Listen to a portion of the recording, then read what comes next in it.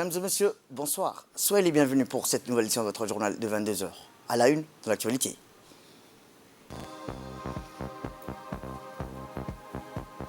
À la une dans l'actualité nationale, donner de l'élan à l'économie des ménages vulnérables à Djibouti selon le projet Pitch.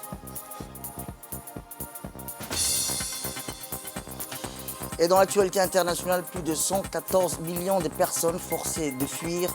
C'est une crise mondiale des déplacements sans précédent. C'était le titre. Merci à si vous nous rejoignez.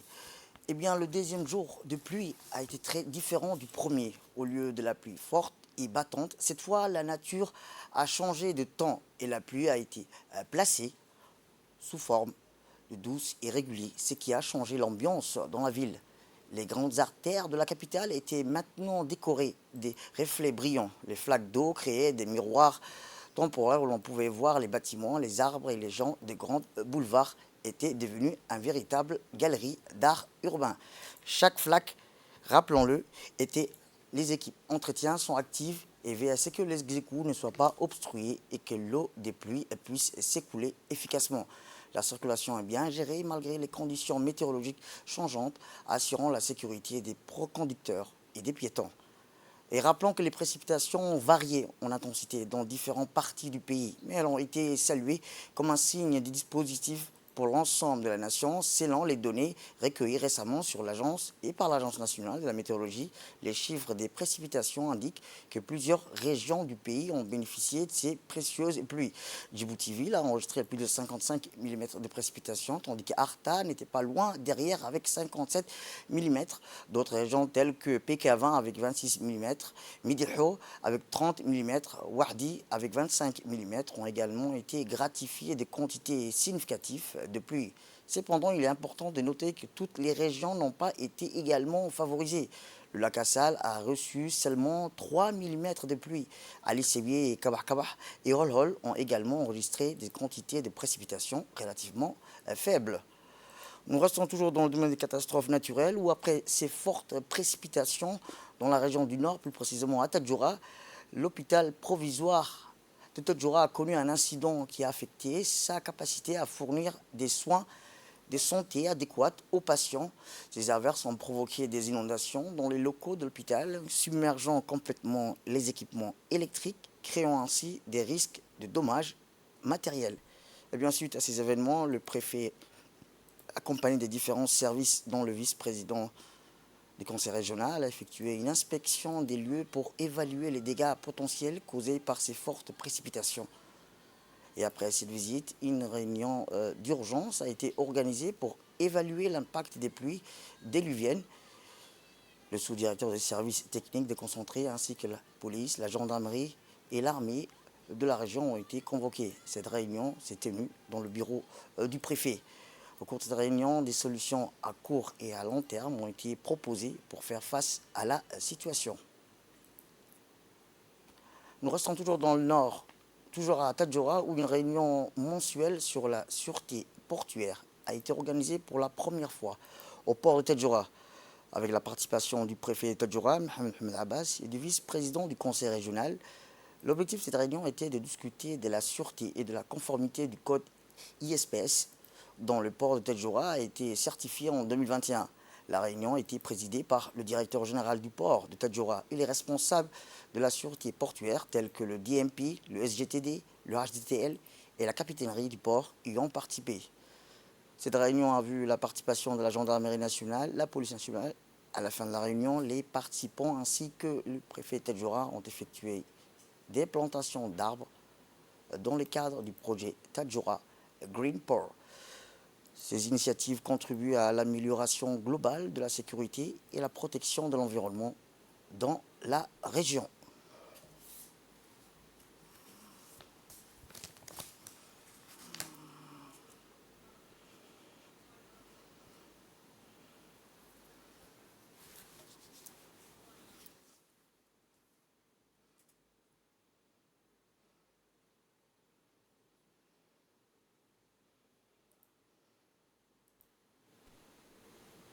Autre actualité dans ce 22 heures, c'est aussi l'ANC qui a organisé hier, dans le cadre de la Semaine nationale de la cybersécurité, une conférence de haut niveau visant à mettre en avant le rôle de l'intelligence artificielle. L'événement a attiré des experts, des chercheurs et des décideurs pour discuter des implications et des opportunités de l'intelligence artificielle dans la cybersécurité. L'atelier a abordé un large éventail de sujets liés à l'intelligence artificielle, de la normalisation des technologies émergentes à son impact sur la sécurité et la vie quotidienne. Les participants ont échangé des idées sur la manière dont les normes de l'IA peuvent être élaborées pour garantir un développement et une utilisation responsable de cette technologie révolutionnaire. Cette conférence a permis d'aborder des sujets variés, notamment la protection des données personnelles, la transparence et la responsabilité de l'intelligence artificielle, ainsi que l'éthique de son utilisation. Les participants ont discuté de la nécessité de redéfinir les normes claires pour garantir que l'IA soit utilisée de manière éthique, équitable, tout en garantissant la sécurité des utilisateurs. Parmi les conférenciers, un expert en IA a partagé ses connaissances sur le développement actuel et futur de l'IA.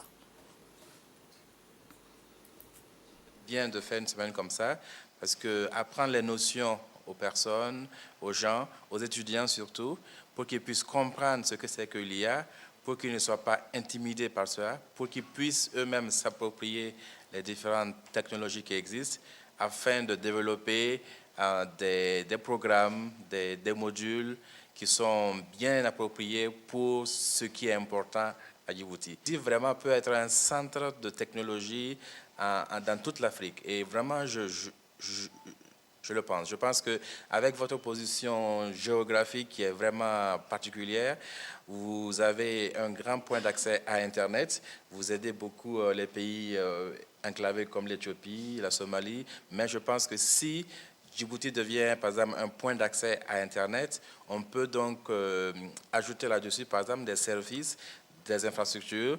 Vous pouvez, par exemple, devenir le AWS, Amazon Web Service de l'Afrique.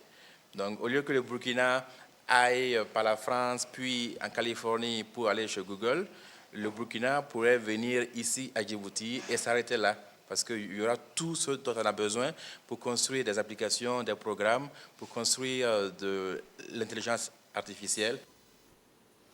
Eh bien, cette conférence de l'ANCI sur l'IA a été saluée comme une étape importante pour favoriser une utilisation responsable et éthique de cette technologie en constante évolution. Écoutons le directeur général de l'ANCI. La cybersécurité est devenue un événement incontournable dans notre pays, un rendez-vous que nous avons à cœur de célébrer chaque année.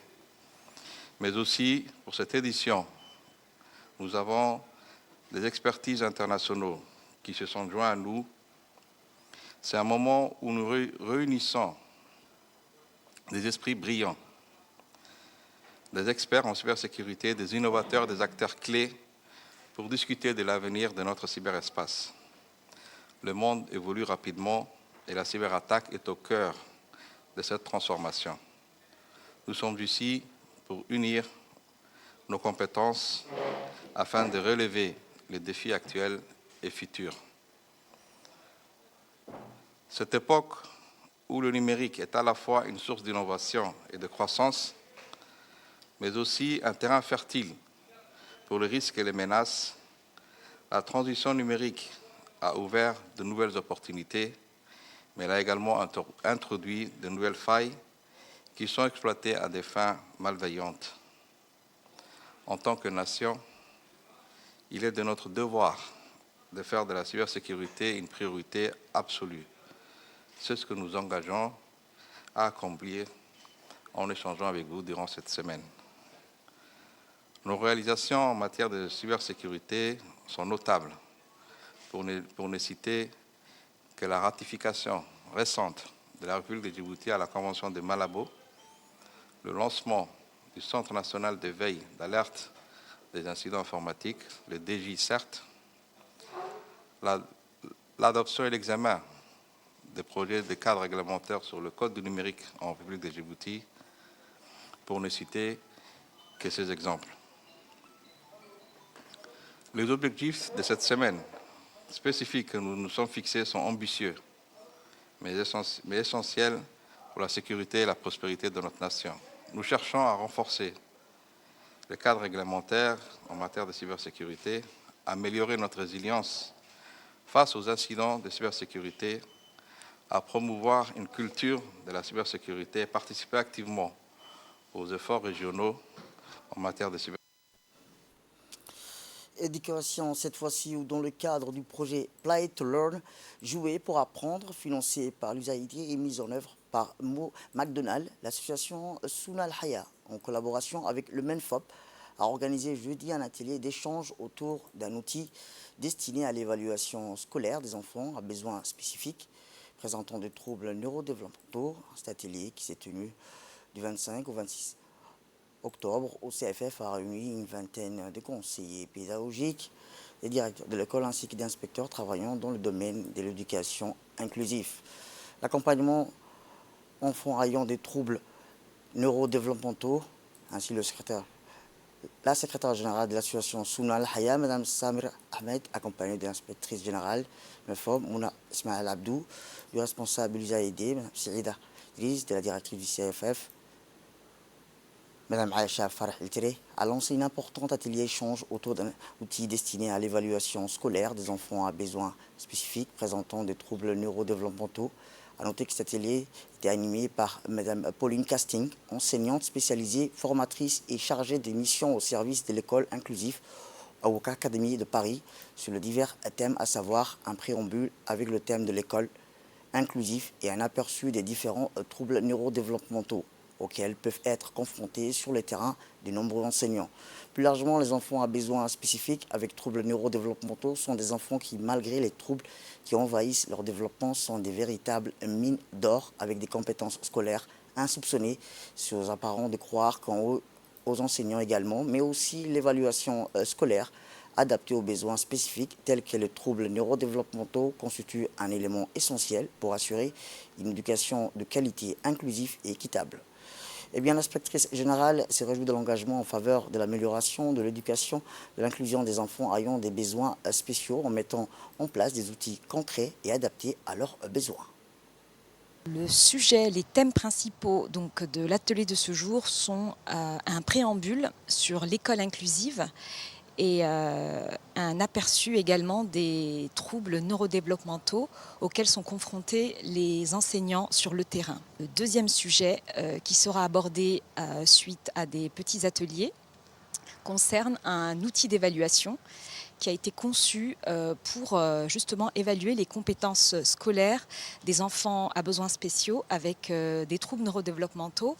Alors on s'est rendu compte que ce sont des enfants qui ont des compétences scolaires insoupçonnées, que malheureusement on ne peut pas les évaluer comme les autres enfants. Donc il faut un outil, un kit d'évaluation spécifique pour voir s'ils sont capables, en capacité ou s'ils ont déjà les prérequis pour entrer dans les apprentissages.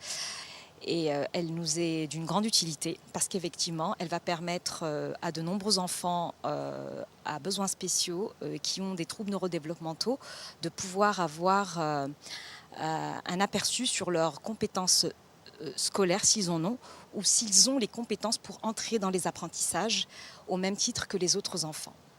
Depuis l'année dernière, on va dire, on a mis l'accent sur la prise en charge des enfants à besoins spéciaux. Nous avons ouvert un centre d'éducation spéciale. Nous avons signé un accord cadre de coopération avec le ministère cubain de l'Éducation.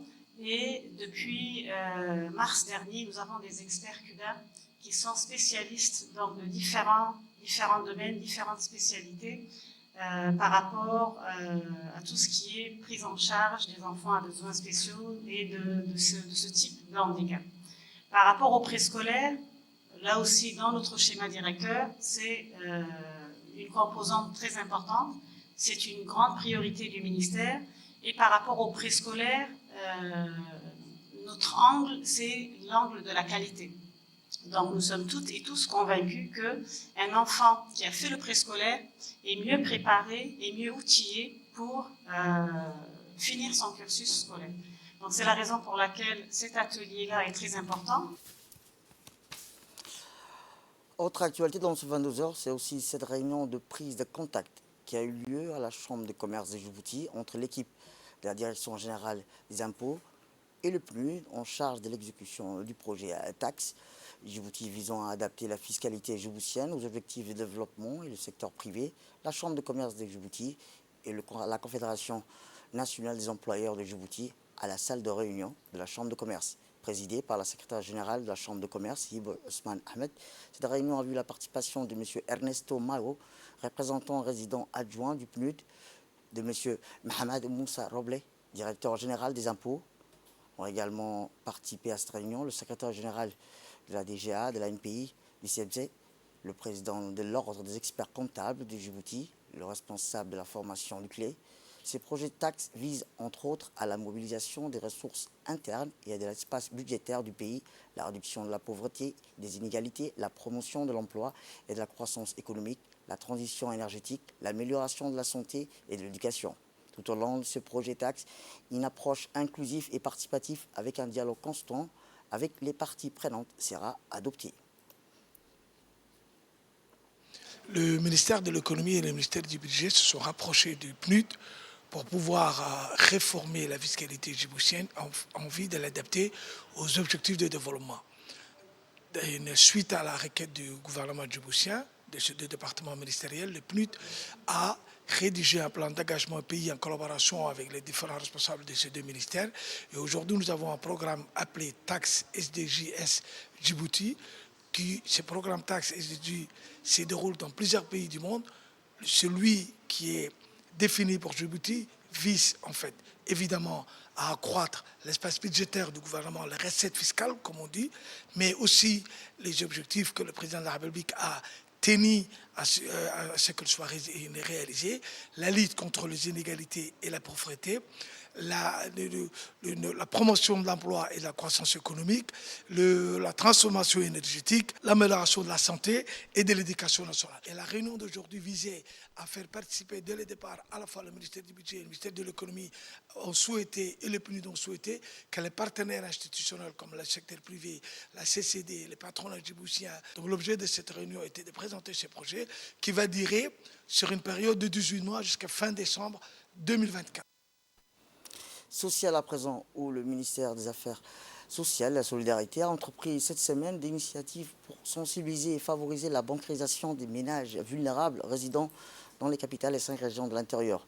Ces activités s'inscrivent dans le cadre du projet Pitch, élaboré en collaboration avec la Banque mondiale, qui a pour objectif de soutenir les populations défavorisées à travers des filets sociaux et des mesures stratégiques favorisant l'inclusion économique des ménages vulnérables.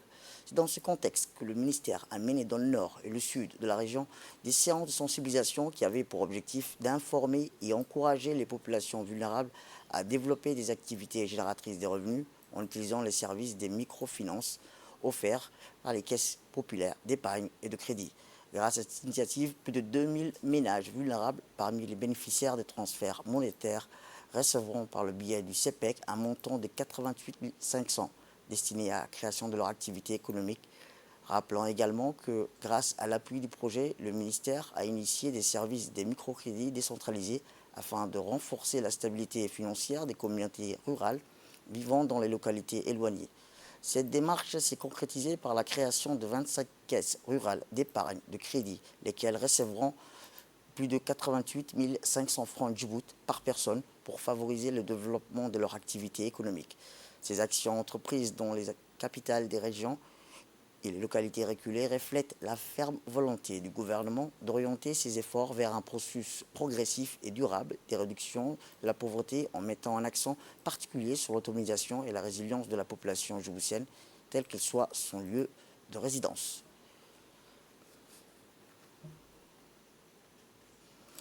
Direction le Sud, où sous le haut patronage du ministère de l'Éducation nationale et de la formation professionnelle, en collaboration avec l'ONG PLA et en partenariat avec l'Organisation des Nations Unies pour l'enfance, l'UNICEF et l'Agence française pour le développement, qui a organisé dans la région d'Ali Sébié la journée internationale de la fille. L'école bilingue et technologique d'Ali Sébié a abrité mardi dernier une cérémonie riche en couleurs pour fêter la journée internationale de la fille, célébrée cette année sous la thématique « Investissons dans le droit des filles, notre leadership, notre bien-être ». Des animations, sketchs, poésie, danse traditionnelle ont été présentées par les élèves des différents établissements. À l'occasion de cette journée dédiée cette année, investir dans le droit des filles, notre leadership, notre bien-être, l'événement a réuni de nombreuses personnalités, dont la préfète adjointe Saïda Ouabri Assoué, le vice-président du conseil régional, Nour Saïd Geldon, les députés Abdikhair Bouh et Filsen Abdillah Miguel, l'inspecteur de l'éducation nationale, Mohamed Adengli, la chef de la section éducation et développement des adolescents du bureau de l'UNICEF à Djibouti, Mme Sayaka Youssoui, des membres du comité exécutif de l'ONG PLA, des conseillers pédagogiques, des chefs d'établissements scolaires, des groupes d'apprenants issus de 10 établissements scolaires, des nombreux parents d'élèves et des représentants des associations des parents élèves ainsi que des comités de gestion d'école.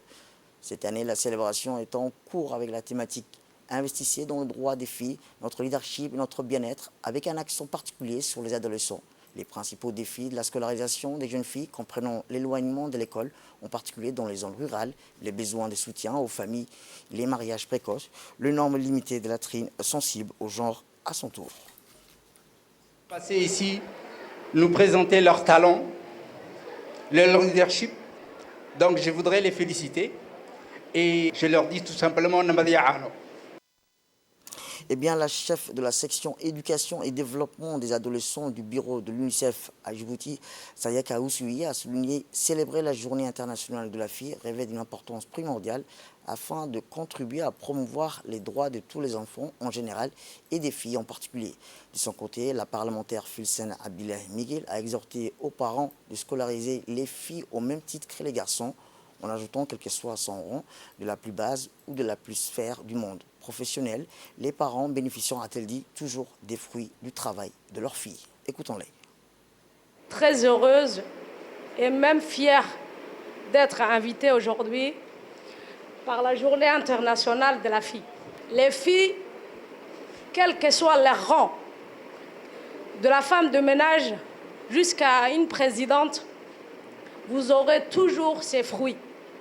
Je parle aux parents. Vous aurez toujours les fruits. Il faut scolariser vos filles. Et sans oublier, il y a une très très grande dame, notre première dame, Madame Hadia Khadra Mohamed Haïd, qui défend la cause des femmes de bec à ongles, qui est toujours à votre côté pour vous défendre, pour soutenir votre cause. C'est un réel plaisir pour moi d'être parmi vous à l'occasion de la Journée internationale de la fille à Addis Abeba et de prendre part à cet événement de grande envergure. Cette année, la thématique choisie est de promouvoir le leadership et le bien-être des filles. Célébrer la Journée internationale de la fille lève une importance primordiale afin de contribuer à promouvoir les droits de tous les enfants en général, des filles en particulier. Depuis l'adoption de la résolution, le monde l'a célébré chaque année avec une thématique spécifique. Cette année, la célébration est en cours avec la thématique « Investissez dans les droits des filles, notre leadership et notre bien-être ». Dans l'actualité internationale, une frappe aérienne israélienne a touché un immeuble résidentiel à Khan Younis, près d'un camp de déplacés, tôt jeudi, tuant au moins une personne et en blessant plusieurs autres, selon des journalistes de la Société. Rappelant que des journalistes de la Société pressent sur place. Les ambulances transportant des blessés se sont précipitées vers l'hôpital Nasser, dans le sud de la ville de Gaza. Les équipes de secours à Gaza ont continué jeudi à rechercher des survivants après les frappes aériennes israéliennes intenses sur le quartier de Yarmouk, alors que la guerre entre Israël et le Hamas entre dans son 20e jour. Cette guerre est la plus meurtrière des 5 guerres de Gaza pour les deux parties. Le ministère de la Santé de Gaza affirme que plus de 7000 Palestiniens ont été tués au cours de la guerre, un chiffre qui inclut le bilan contesté d'une explosion dans un hôpital. Ce chiffre est plus que 3 fois supérieur au nombre de Palestiniens tués lors de la guerre de Gaza, qui a duré 6 semaines en 2014. Le bilan du ministère comprend plus de 2700 mineurs et plus de 1500 femmes. Et je vous le disais dans le titre, ce mercredi à New York, devant le siège de l'ONU, les passants pouvaient apercevoir des portraits des femmes pour célébrer leur rôle dans le maintien de la paix. L'exposition est composée de 50 portraits du monde entier. Cette exposition se tient à l'occasion du 23e anniversaire de la résolution de 1325 du Conseil de sécurité. Ce texte marque une avancée importante en reconnaissance du rôle des femmes dans le processus de paix. 23 ans après cette résolution qui vise à améliorer la protection des femmes pendant les conflits, l'ONU note cependant que beaucoup de travail reste encore à accomplir. C'est la fin de cette édition. Merci à vous de nous avoir suivis. Restez avec nous pour la suite de notre programme télévisé et bonne soirée à vous.